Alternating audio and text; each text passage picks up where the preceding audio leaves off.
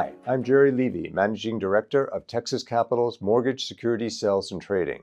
Last week, we spoke about the focus on refunding and the arcane measures that people were going to look at to glean any insight into what the Fed would do this week.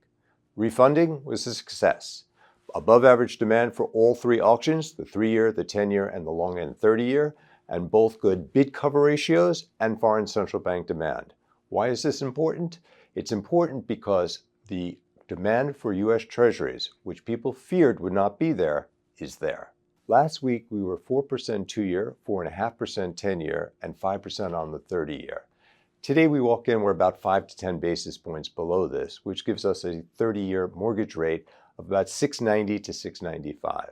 The safe haven bid that came reversed, and the market is now looking at where will inflation be and what is the impact of the geopolitical events, which means they're afraid of the spike in oil, which did spike into the high 70s.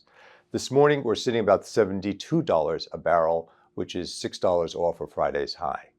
Another interesting thing to note is that the FT reported that gold is now the second largest reserve currency behind the US dollar. It's actually something that is totally unexpected. You would think it would be the euro or the yuan. Under Basel III, gold is actually 0% risk-weighted. This is directly correlated to those central banks, such as China, Russia, and the BRICS central banks, that either face restrictions or believe they are going to be under restrictions.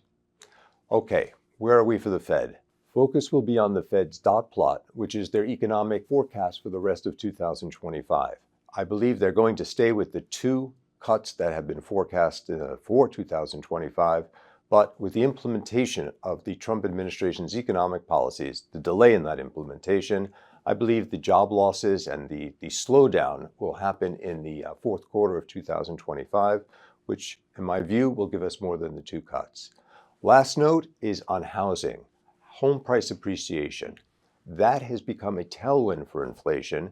Let me give you back the numbers. 2024, home price appreciation was 4%. ICE had the April year-on-year at 2% and May 1.4%. Look for 2025 to be 0 at best for home price appreciation, which is helping affordability. Thank you for listening, and until next time.